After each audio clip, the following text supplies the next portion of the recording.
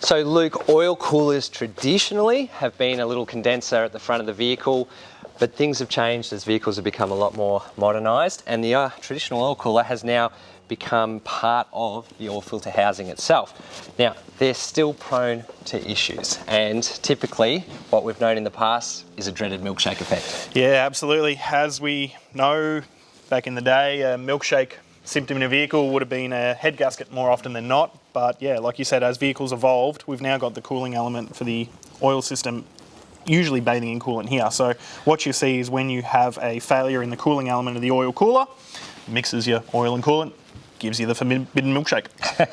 Now, Goss has just introduced in the last few months an expanding range of these units. There hasn't really been an alternative in the aftermarket sense to replacing this. This is going straight back to the OEM, and that's all that you've had as an option in a workshop today. Pretty much, and that's where we get the ideas for these product lines, is identify a gap in the market, bring a few of the common ones in, and as awareness grows, so does the range. Now the range has started out, I know we've got Ford, we've got some really popular Holden models. Unfortunately, they do land in the workshop every now and then with these particular issues, yes, across the Cruise particularly.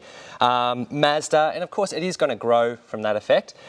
On a technical level, when this particular failure occurs, doesn't matter what vehicle it is, and it honestly doesn't matter what part you're putting back on it, diagnosis, check that head gasket first.